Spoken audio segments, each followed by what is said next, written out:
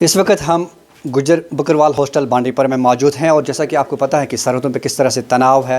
हालांकि जिस तरह से आज भी हमने देखा कि बख्तूर सेक्टर में लाइन ऑफ कंट्रोल वाला जो इलाका है वहाँ पे किस तरह से बिला इश्तियाल जो फायरिंग है वो की गई और साथ ही साथ जो लोग हैं उनको आ रहा है और साथ ही साथ किस तरह से इनको रेस्क्यू किया जाता है और साथ ही साथ रिहेबिलिटेशन जो सेंटर्स है वो बनाए गए हैं।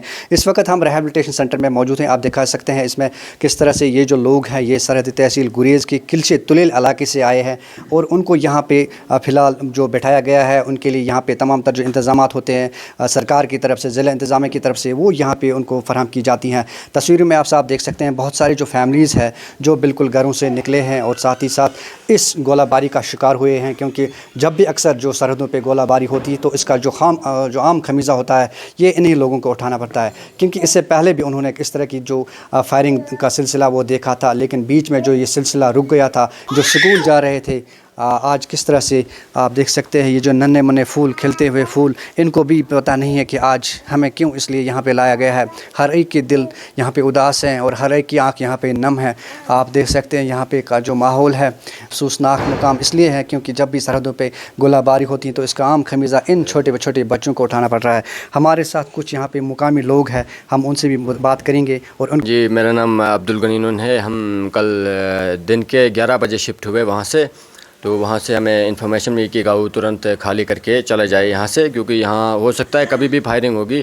जब भी वहाँ उन इलाकों में फायरिंग हो जाती है तो ज़्यादातर गाँव वालों का नुकसान हो जाता है, चाहे घर जलता है, माल मवेशी मर जाते हैं, तो ज़्यादातर गाँव वालों का नुकसान होता है। तभी जल्द से जल्द बोला गाँव को खाली करो और यहाँ से शिफ्ट हो जाओ बांडी के लिए। अच्छा, मुझे ये बताएं कि दोनों ममालिकों से क्या कुछ मुतालबा रहेगा, क्योंकि जब यहाँ से फायरिंग होती है वहाँ से वापस होती है तो इसका खमीज़ा आम जो लोग वहाँ पे रह रहे हैं उनको उठाना पड़ रहा है, तो क्या कहेंगे आप?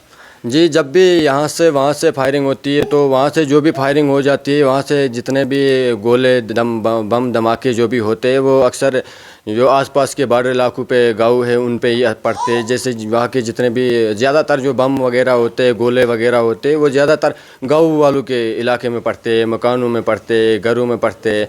तो ज़्यादातर डैमेज जो होता है वहाँ के गाँव वालों में होता है। ज़्यादातर गाँव वाले नुकसान पे जाते हैं, ज़्यादातर उनका माल मवेशी मर जाते हैं, उनके घर में आग लग जाती है, उनके घर जलते हैं। तो इसी हिसाब से ज़्यादातर वहाँ की जो भी फायरिंग होती है तो सीधा गाँव में पड़ते हैं। जो भी बम गिरते हैं वो गाँव वहाँ के जो भी यहाँ जितने गाँव आते हैं बॉर्डर इलाके में, तो उन पे ज़्यादा नुकसान होता है। उनके घरों में आग लग जाती है, क्योंकि लकड़ी के घर बने होते हैं।